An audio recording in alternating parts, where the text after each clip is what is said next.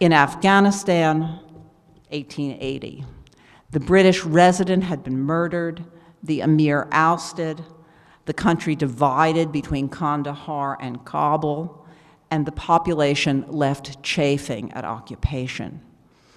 Griffin would, in the end, be given credit for nothing less than installing Abdurrahman, the Iron Emir, a ruler who managed to ensure Afghanistan's role as a stable buffer state.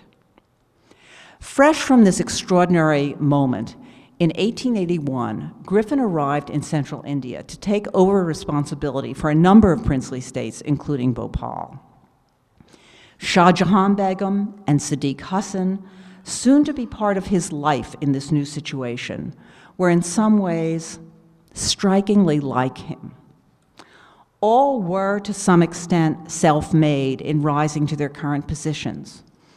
All were given to strong points of view, all known for their able talents, all lightning rods for opposition. All three were ambitious, seemingly unfamiliar with self-doubt, and all, a great service to later historians, were ever ready to put pen to paper. And Shah Jahan and Griffin each turned out to be capable of unalloyed fury at what they deemed insult or disrespect. Almost from the beginning, Leopold Griffin's visceral dislike for the scholarly, cowardly, and yes, arrogant outsider in Bhopal, Sadiq Hassan Khan, made him a ready audience for complaints from the dissident factions. Griffin took a great liking to Shah Jahan's unveiled daughter, as well as to her tractable husband, who was more the old-style Pathan. Sadiq was not even a manly Pathan. Griffin focused on Sadiq Hassan's publications, already under official scrutiny, as were the agents Sadiq had commissioned to distribute them across India to the Middle East, onto Rangoon.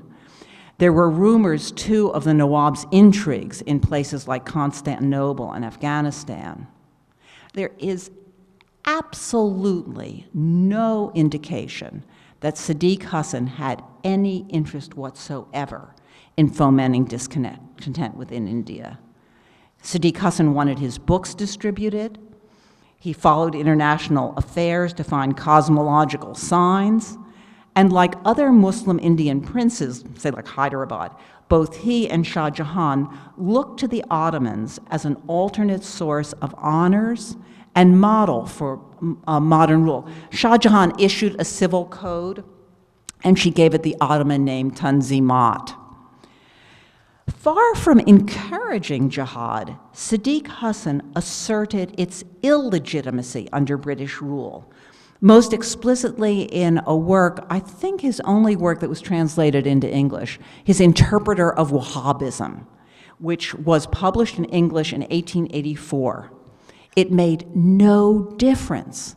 And this is, I think, a priceless quotation from Leopold Griffin.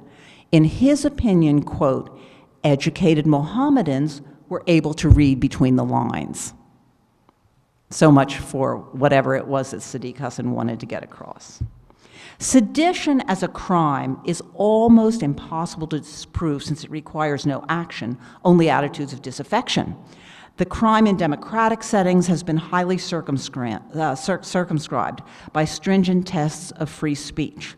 But in authoritarian colonial India, sedition was in the eye of the beholder, and distribution networks and millenarian books, especially if read not as warning but as call to action, were ready fodder.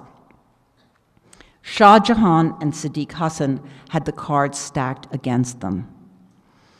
Griffin was skeptical of Afghans in central India, for starts. They were, he said, this is a quotation, alien in blood and race and creed to the people over whom they too often oppressively rule.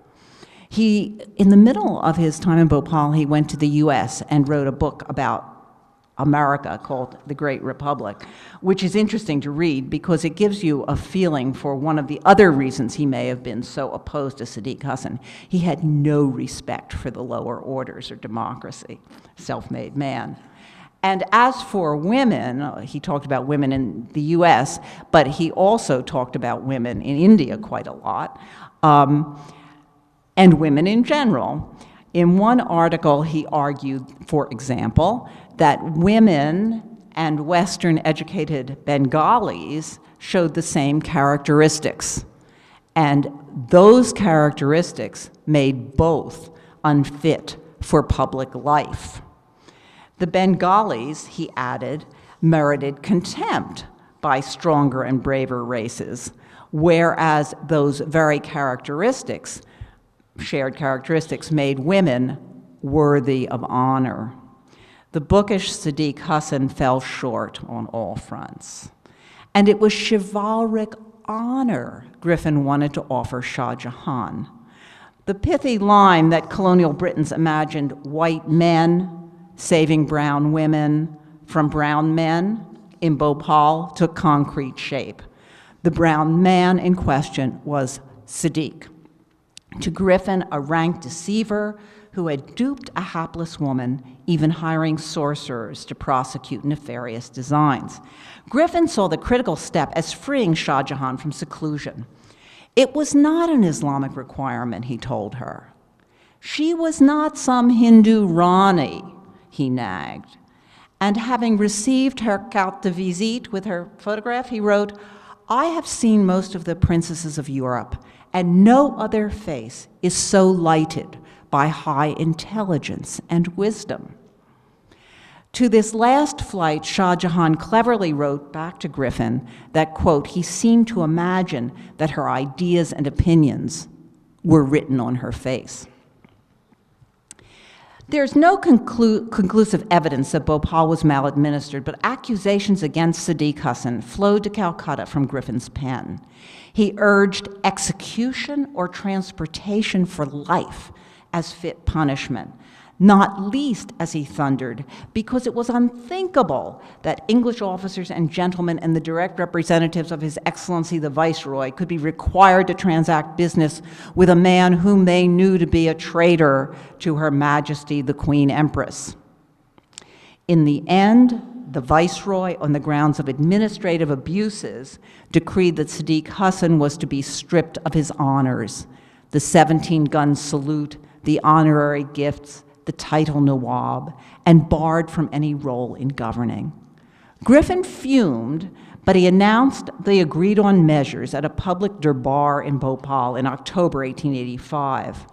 Shah Jahan Begum's fury was fueled by the utter humiliation of such a setting. And the sparring then began over appointment of a minister as a device to move effective control away from Shah Jahan Begum as well. Despite these blows, Shah Jahan soon launched her campaign. Travels to beard officials, publication of a book-length appeal, letters to everyone, including former viceroys.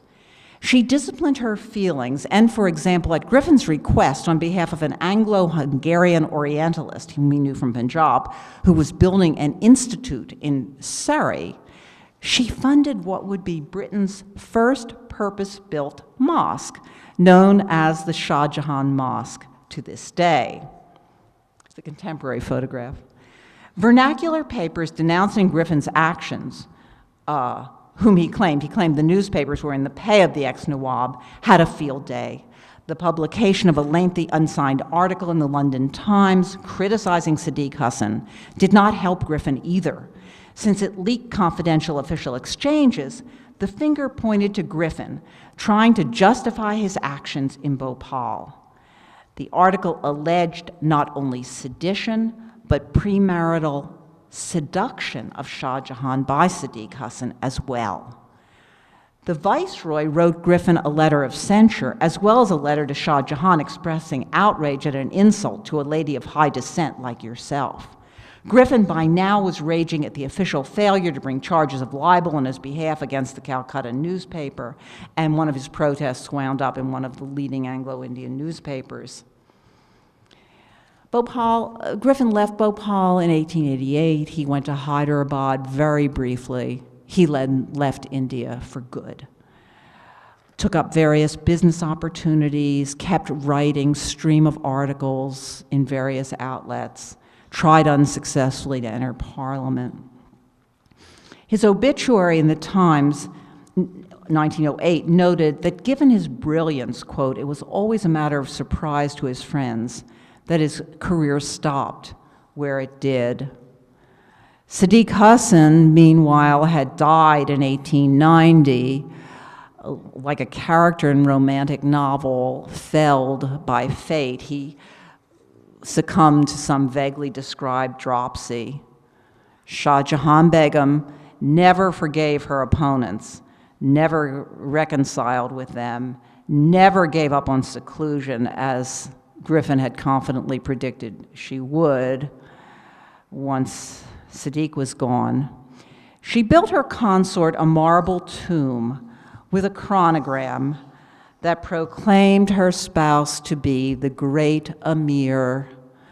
It described a world fallen into grief at his loss, and it foresaw in hope his secure home in paradise. So to conclude, the story of the colonial era princes, precisely because of the rhetoric and staged performances of putative equality, throws into high relief colonialism's actual distribution of power. Whatever the choreography of imperial ceremonies, Shah Jahan can outrank Sir John Strachey or whatever, when the hegemonic axe falls, as it did in Bhopal, even a grand commander of the Star of India is helpless. Colonialism also, however, shaped distinctive forms of Indian inequality. Shah Jahan Begum dressed, lived, and entertained royally, and she had vast resources to pour into her grand projects. The Begum and her Nawab consort had unusual opportunities for cultural experimentation and expression. They were people on the margins of both Indian and colonial societies, yet in theory secure. Shah Jahan Begum, from the varied possibilities open to her, pursued, among others, Islamically inflected projects of self-fashioning that in many ways served her well. And she remains a complex, intriguing figure, a secluded Muslim woman who was a ruler, a dynamic ruler, a reformer who fits uneasily into any simple category of progress or regress. And unlike Griffin, I'm inviting us to take for granted that she knew what she was doing. Her projects took diverse forms. They were remarkably concrete, tangible. She participated in new kinds of reading practices, writing practices. She published widely in a way unprecedented for a woman of her day. Her extraordinary buildings represented worldly power, elegant taste, Islamic fidelity, and they provided her with a stage to act accordingly. Her own embodied practice, not least in her dress, offered physical enactment of the wide-ranging program she undertook, a program derived in many respects from an active engagement with the Islamic tradition, yet overlapping in many ways with the era's general program of social reform. And it was the engagement with Islamic reform that made Sadiq Hassan the official target he became. In the end, however, Shah Jahan Begum might well have felt that for herself, as for her consort, the words carved on his tomb had the last say. They both were glorious. They merited popular admiration and devotion. They would, they believed, win divine reward. And for us, Shah Jahan is neither a good example, as long ago Charavari said, nor a cautionary one, as they drew.